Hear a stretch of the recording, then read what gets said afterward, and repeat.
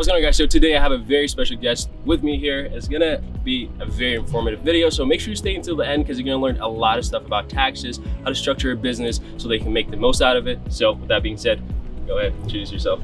Yeah, hey guys, I'm Chris Rivera. I'm founder of a firm called the E-Commerce Accountants, and name kind of says it all. We do accounting and taxes for e-commerce businesses. I throw e-commerce around very loosely. We deal with entrepreneurs that are online sellers. So dropshippers, Amazon sellers, people that do warehousing, inventory in the US, you name it. So yeah. Perfect. So I'm gonna jump right in. So one of the questions that I get a lot for people jumping into e-commerce is like, when is the right time to start an LLC, and when is the time to have some sort of tax structure set up? Like, what is the right time for that? Yeah, so I usually break it down into two separate areas. So the LLC part of it, I really feel like if you have the itch to be an entrepreneur now, you're always going to have that itch. I believe it's, that's almost innate entrepreneurship. So you should always have an LLC or legal entity so you have legal protection. So from the start, even if you're not making a lot of money, I always recommend having an LLC in place. In terms of the tax planning, it kind of depends. So we deal with pretty much entirely just Americans in terms of our clients. And for Americans, we always recommend that you start tax planning when you're doing $30,000 or more per month in sales consistently. Okay. So that's usually the metric we use. So LLC, when you first start your business, just you have legal protection, and then you can always clean it up later with the tax structure as you start generating income. Perfect. So just starting off, what do you think is like the biggest mistake that a lot of people do? Like whether it's like, setting up their store or anything tax related, what is like the biggest thing that you see a lot of people mess up with? Yeah, so a couple of things.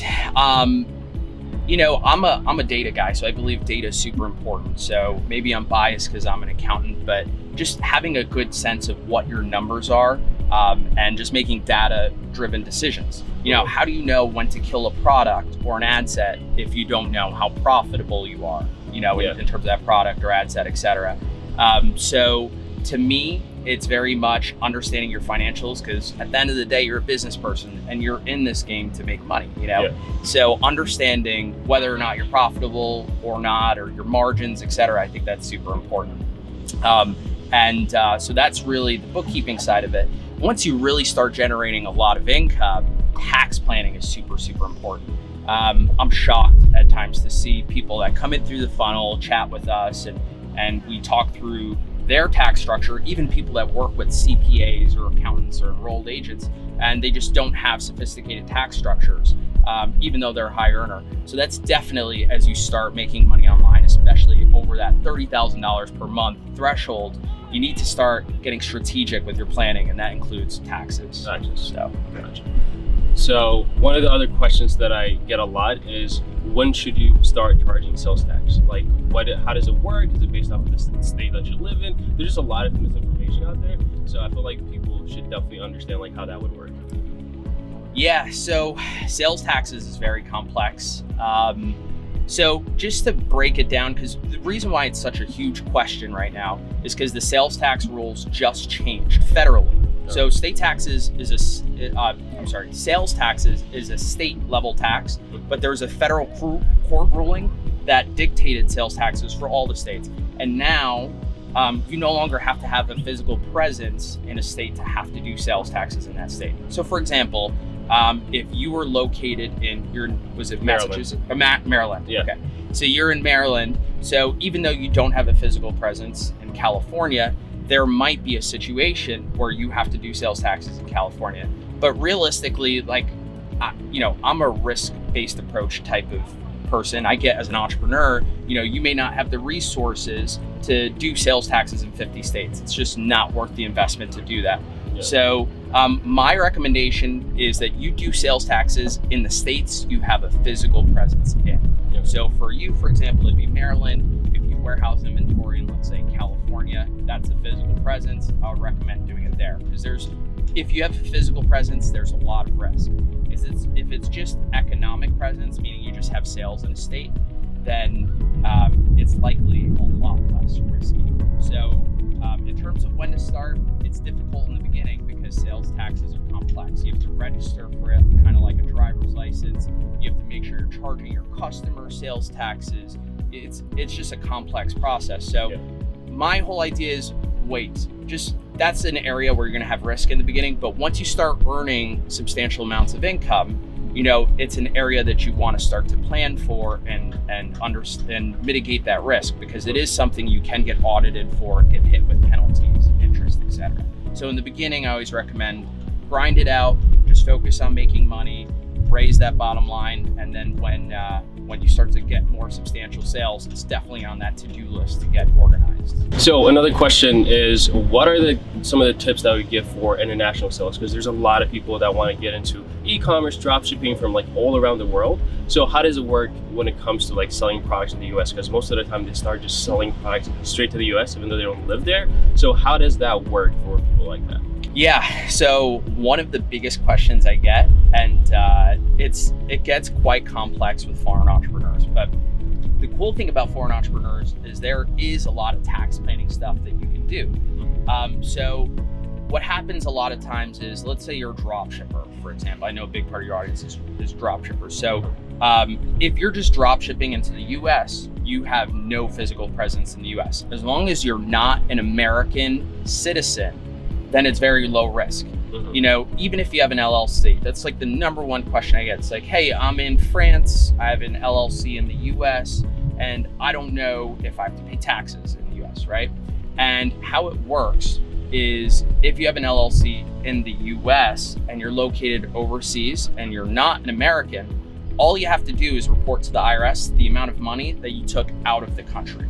Because if you have a US LLC, usually those foreign entrepreneurs have a US bank account, US payment processing, so on and so forth. So they just have to report to the IRS what money was taken out of the country, essentially. It's called a Form 5472. Most of the foreign entrepreneurs already know about the filing, but as long as you file that form, report how much cash was taken out of the US, you have very little to no tax risk. The foreign entrepreneurs that do have risk are the ones that warehouse inventory in the US. They establish a physical presence in the US. So what could be cool about that is you can force a US tax presence and set up what's called blocker corp. And this is pretty complex stuff. This is, for sellers that are maybe doing $100,000 or more per month in sales and are non-American. But you can set up what's called a blocker corp, and you can force US taxes and not pay taxes in your home country. Not all countries are like that, but most of them are. So, if you're in France, let's say, and it's a 50% tax rate, which is not uncommon for foreign countries. A lot of times they have high tax rates. You can force a US tax rate of 21%, which is super, super appealing, but it can get kind of complex. So for the foreign entrepreneurs that are generating a lot of income in the US, for the most part, they have very low risk, but there's also an opportunity as they continue to grow to strategically plan for taxes. So the next question is, most of the time, when you're doing your taxes, especially beginners, like they don't know a whole lot of like what can be deducted and what can be not. So like, what's the typical deduction that a lot of beginner entrepreneurs miss out on and like have to actually pay taxes on? Yeah, so deductions is definitely like one of the top questions I get. And to be honest with you, it's centered around just good, thorough bookkeeping. I mean, most business deductions are self-explanatory. So the technical rule with the IRS is your expense has to be ordinary and necessary. Ordinary meaning in the type of work that you do, other people that do that type of work have that type of expense. Necessary meaning you can't do the work without it. So like Facebook ads, for example. It's ordinary if you're a dropshipper, it's ordinary to advertise through Facebook. Makes sense. It's necessary because if you don't run advertisements, you probably won't get sales, right? So that's ordinary and necessary. But like one of the most common questions I get are like clothing. Like, hey, I'm doing a shoot on a boat today. I bought clothes and can I write that off? And I say, okay, is it ordinary? In your line of work as let's say a dropshipper, is it ordinary for you to buy, I don't know, what's a fancy brand? Gucci? Is it normal to buy Gucci shoes? Maybe it's ordinary, but is it necessary? No. I mean, we could do this shoot with no shoes on. We could do it in our underwear if we wanted to, So like the whole idea is that, especially clothing, IRS is very strict. But for the most part, it's self-explanatory. You know, I do encourage online entrepreneurs to deduct meals and travel, you know, and you can mix it up a bit. I mean, it'd be hard for the IRS to audit you and figure out, like, you know, whether a trip was actually for business. But a good example is like, for me, I went to California, did a shoot similar to this, where I met up with a YouTuber, and I was there for 5 days, met up with them for one, and the rest of the days I was just doing personal stuff in Santa Monica and LA, and deducted the entire hotel, deducted the flights, deducted all the meals I'm there, because again, I was there for business. Even though I only did the shoot one day, I'm going to take the position that that trip was for business. Whereas if I'm going to Cancun to booze it up with my girlfriend, you know, I'm probably not going to write off that trip. It'd be tough under audit to defend that position. Like, yeah, I'm going to Cancun to do content or something. Yeah. So what percentage of profit should online sellers set aside for taxes? What is the average that you recommend? Yeah, so definitely get a handle of your profits first, because a lot of online entrepreneurs don't know what their profits are, believe it or not. I mean, if you don't have sophisticated bookkeeping, it's kind of hard to figure out your profits, but get a good handle on your profits. I say divide by 3. Whatever your income is, right? If you divide it by 3, if you have a good CPA that's strategic, they'll be able to beat that. So if you make $200,000, you set aside $60,000, right? That's pretty close to dividing by 3. You should pay less than that in taxes if you plan for it correctly. So I always tell people, because I get that all the time, even with our clients that are like, hey, what do I owe in taxes? And I'm like, listen, we can calculate it for you pretty much whenever you need. But if you ever want a shortcut, pull up your P&L, divide that profit number by 3, and that's a good indicator of more or less where you may end up. That will most likely be able to beat that number. So what type of software should online sellers and online entrepreneurs should use for bookkeeping, anything tax related? And the other question is, when is the right time to get an accountant? You mentioned something around, like, if you're making around like $30,000, that's when you should really focus on, like, you know, having a really good tax strategy and all. But like before that, like, what type of softwares, what type of things should people be doing in order to, you know, set your books right? Yeah, so I'm a firm believer that as a successful entrepreneur, you need 2 things. You need fast data that may not be so accurate, and then you need slower data that's super, super accurate. So bookkeeping, through a system like QuickBooks, we use QuickBooks for all of our clients. Takes us a while to do the work, because we have to reconcile bank accounts, credit cards, reconcile the Shopify store, Stripe accounts. It's a lot of work.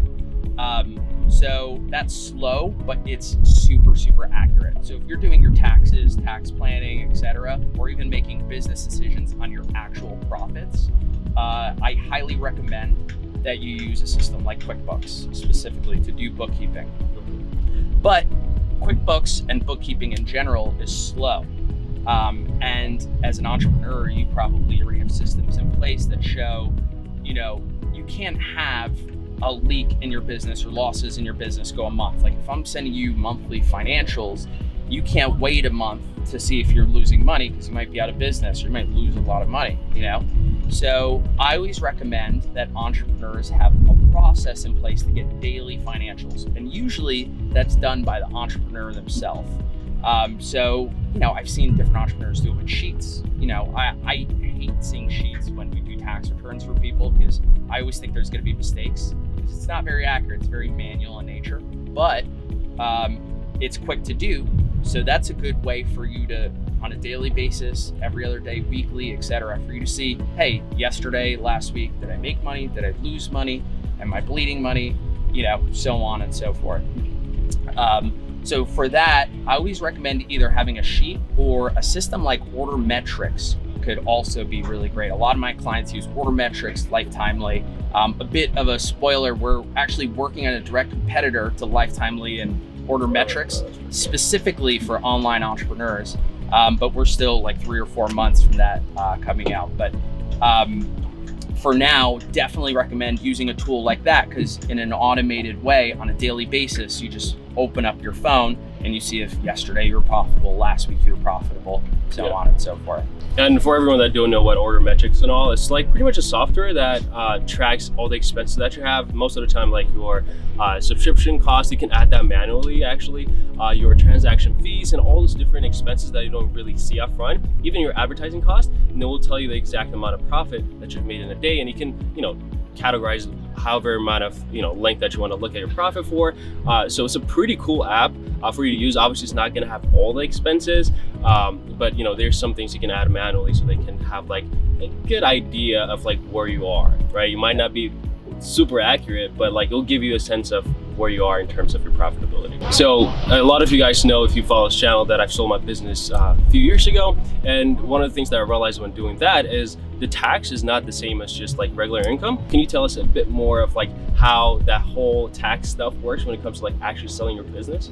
So if you're in the ordinary course of business, the IRS taxes it as ordinary income, meaning if you're selling products online or you're just generating income through business, your tax rate's going to range from 0 to 37%, generally speaking, right? Depending on your income levels, tax structure, so on and so forth.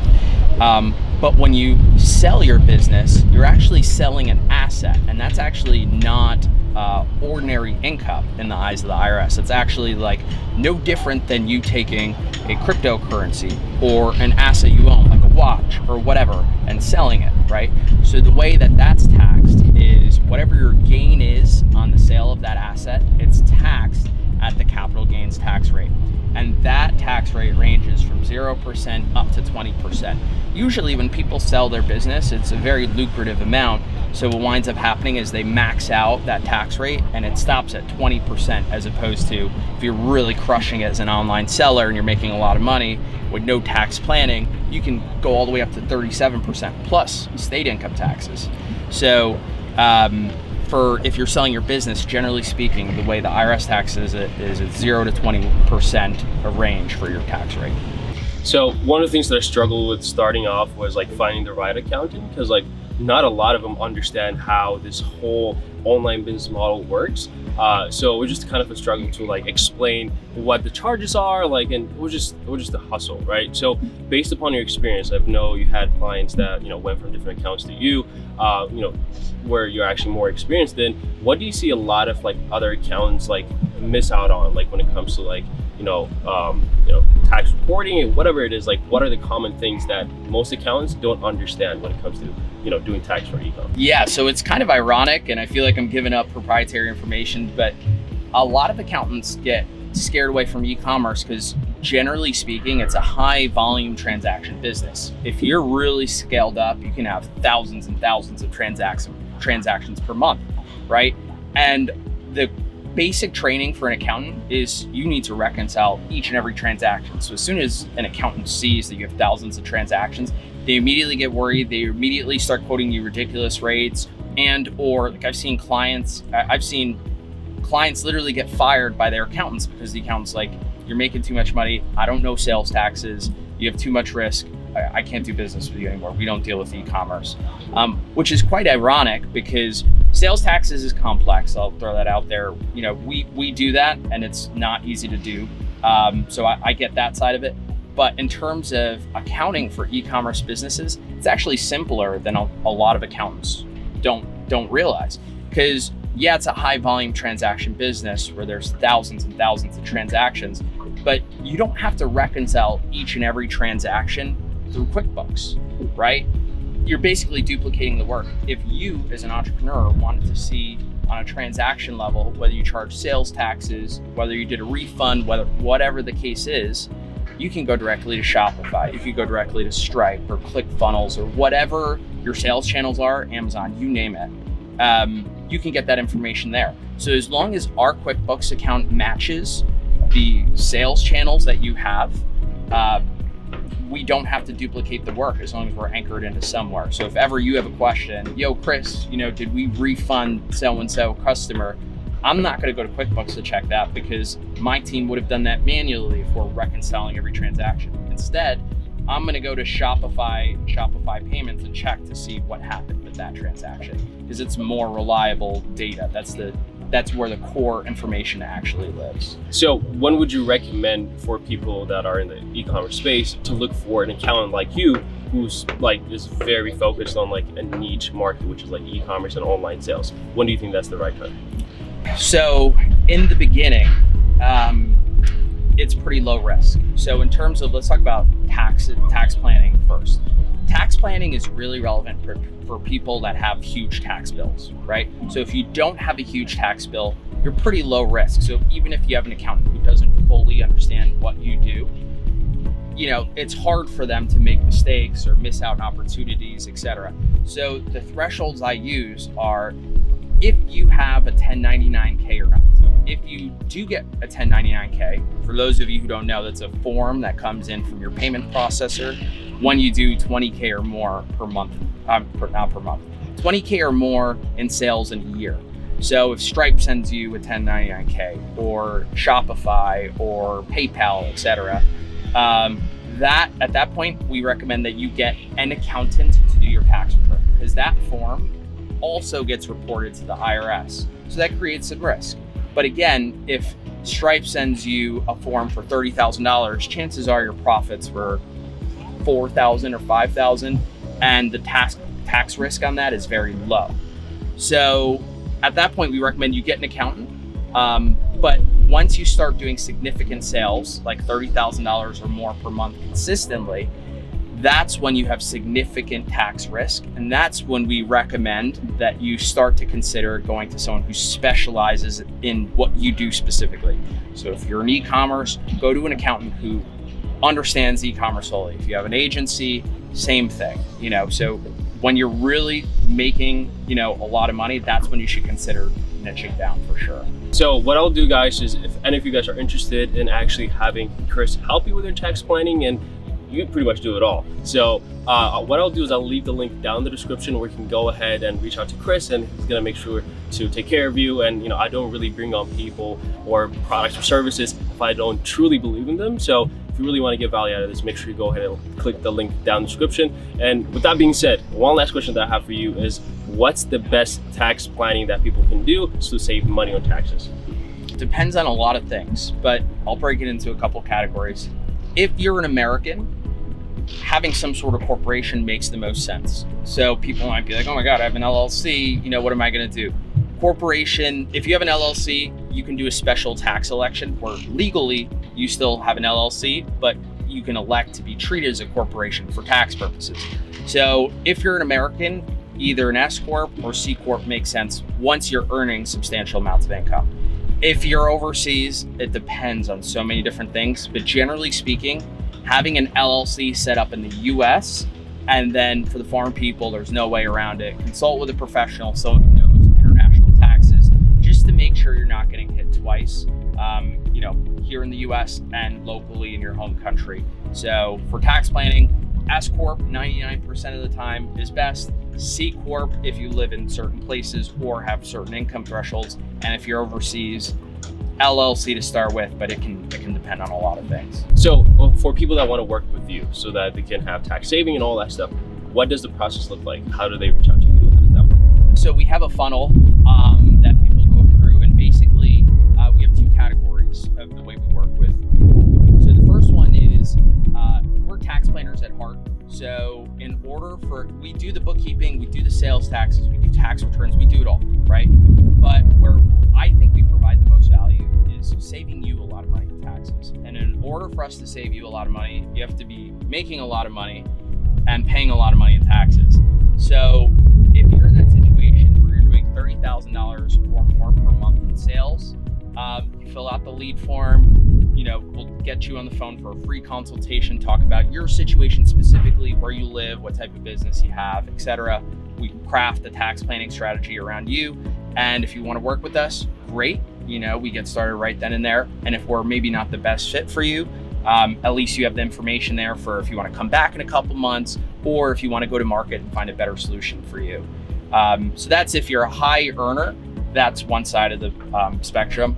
On the other side, basically a big pain point for me was I felt like I was turning away a huge part of the market when we first launched, and we didn't have a way to help people who weren't making a lot of money online. But, it's a very transient crowd, so a lot of beginners in this space. So what we put together was a course, and I'm not gonna lie, it's 4 hours of content. It's boring as shit. We talk about accounting and taxes as it pertains to your e-commerce business, but for $97, I personally think it's immense value, and you're gonna learn everything you need to know for your e-commerce business as it pertains to accounting and taxes. That includes sales taxes, tax returns, understanding accounting, tax planning strategies. If you're a foreign entrepreneur, what are the tax planning strategies? How are you taxed, etc. If you're based in the US, the same thing. Even in the course, we have a quiz for you to quiz your accountant to see if they're the type of account that's going to be strategic and save you money in taxes. So the course is priced at $97. I'll give you a discount code. And, we view that as like a prerequisite to, if you want to work with us in the future, but you're not quite there yet, at the very least, you have the information so that you can go to market and either find an accountant that's more reasonably priced for where your business is at right now. Or, if you go through the course, you're likely in a situation where you'll be able to do your own accounting, taxes, etc., which is not what I recommend, but it will give you it will equip you to be able to do it on your own. Like I said, the link is going to be down in the description, so make sure to go ahead and check it out, because you want to be working with someone that actually understands the e-commerce business and what goes in and out, because based on my experience, the people that I've worked with, they don't understand this business. So it's very hard for you to communicate with them, for them to understand how to, deduct some of the expenses. There's going to be some occasions that might even skip it because they're going to think it's a personal expense. So you definitely want to make sure you work with someone that actually understands the business, and Chris is the guy. So what I'll do is I'll go ahead and leave that link down in the description. So with that being said, I hope you got some value out of this video. We covered a lot of things, and if you have any more questions that we forgot to answer, make sure you go ahead and leave it in the comments. We'll try to get to as many as possible. I'll make sure to have Chris answers to a few of them. So with that being said, I hope you got some value, and I'll see you in the next one.